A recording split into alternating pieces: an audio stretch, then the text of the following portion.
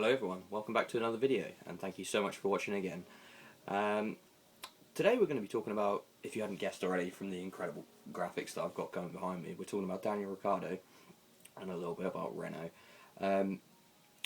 Obviously we've got a new studio here. I can't really get into the details about how we're getting such incredible graphics going on behind me, but obviously we can be thankful that we have the facilities now. So anyway, let's get into it. Talking about Daniel Ricciardo, so where's he going to be if Renault produce another terrible car like they have last year? I think Daniel Ricciardo, he definitely gambled on Renault producing, and I think he was sold the fact that the Renault was going to be an incredible car this year. And obviously it's I mean, they've lost their customer team McLaren, so it's been a woeful year for them yet again. They did obviously make gains. Think back to the Jolyon Palmer and Hulkenberg days when the car was an absolute, well, swear words, box. It's come a long way, and the progress seemed very good and very consistent. They're moving up the field season on season, and then they seem to have just hit this kind of buffer whereby they can't seem to make much progress at the minute, and I can't really see, unless they pull something massive out of the bag, I can't see them doing anything with it next season. So the big question is where does that leave Daniel Ricciardo if that is the case next season? I mean, I think we should look at how good a driver Daniel Ricciardo is, and he's the only person that's ever even come close to Max Verstappen. I think on average he was about probably a tenth and a half slower than Verstappen. Race pace was incredibly similar. They were very close on race pace. It was just over one lap where Verstappen seemed to have a slight edge, but there wasn't much between them. Whereas, as we're seeing now with Verstappen, he's absolutely destroying every single teammate that he's with. I mean, he's lapping teammates. I'm surprised he hasn't lapped Albon yet, because although Albon is doing a very good job, as I said in the last video, he's still nowhere near Verstappen, is he? He doesn't look like he's going to beat him any weekend, and that just shows how incredible Verstappen is.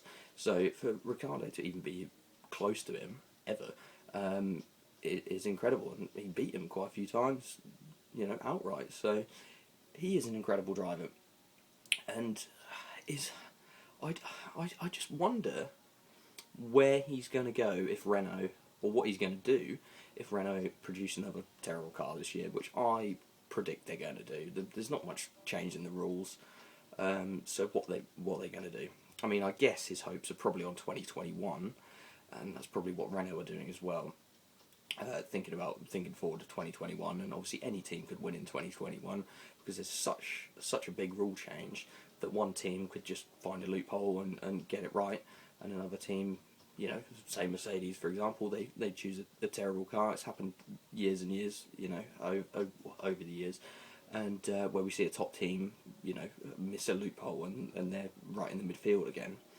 So whether that will happen again, I don't know, but I think if Renault produce a car similar to what they produced this year, I think Daniel's going to be looking ahead to other places, and the only place I can really see him is Mercedes.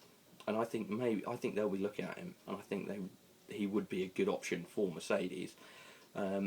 He's obviously a proven race winner, proven pole position achiever, if you like, and he can get the job done. Basically, I think he just needs to be in an environment that kind of suits him. He doesn't really kick off or anything like that in the kind of Alonso fashion, but I still think he needs to be in an environment where he feels kind of nurtured and he feels like he's the kind of priority in the team, even though he's less vocal about that. But I do see that as the case with Daniel, and so yeah, it'll be interesting to see.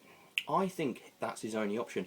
And what's he going to do if Renault produce a terrible car and he doesn't get a seat to Mercedes? Is he just going to carry on being a midfield? Because he's not a midfield driver. He's not, he's not a pay driver. He's not a midfield. I don't consider him as a midfield driver. He's a race winner, proven pole position winner. And I think he could really fight for the championship. I think the only reason he was scared off from Red Bull is just how quick Max Verstappen was.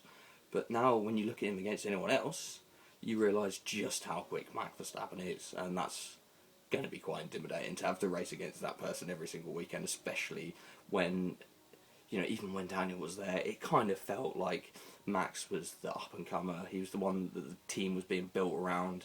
And yeah, so I can kind of understand from what us as the public got to see, I can understand why Daniel wanted to jump ship. And unfortunately, the gamble with Renault just hasn't quite worked. Because they can't produce a car that's good. They can't even beat their customer team, like I said. So it'll be interesting to see what happens. I really hope we don't see Daniel Ricciardo just becoming a midfield driver, because I think he's so much better than that. We'll have to see what comes, but I can't wait for the season anyway. And also, I forgot to say about his new teammate Ocon. I think he's going to get the measure of Ocon. I really do. I didn't see anything. I know there's a lot of hype around Ocon, but I didn't really see anything that kind of convinced me that he was sort of world champion material. Obviously, crashing into his teammate lows, that was usually Perez's fault. Let's not lie about that. But he didn't really beat Perez. Let's not take anything away from Perez, to be honest, because he is an incredible driver as well. But he is still just a very good midfield driver, in my opinion. I might be wrong about that, but yeah, Ocon didn't show anything that would make me think he's going to beat Ricciardo. I think Ricciardo's going to be good in that sense. So hopefully, if he does beat his teammate, then that will put him on the market, basically. And, you know, hopefully Mercedes will take him, because I think that's where he should go, is in the Mercedes seat of Bottas. It's a tricky one, though, because we don't know where Hamilton will be. But I think that Hamilton and Ricciardo would actually race quite well. But if it got close, then you never know, really, do you? So I think Mercedes is his only option. He's not going to be going to Ferrari. He's definitely not going to be going back to Red Bull. And what's the other option, really, for a top seat in F1 at the minute? I suppose 2021 will tell us. But yeah, we'll have to find out. Anyway, I can't wait for next season. Let's see what happens. And I really do wish the best for Daniel Ricciardo, because I think he's a great driver, as we can see from the incredible graphics there. But anyway, yeah, thank you so much for watching, and I look forward to seeing you next time.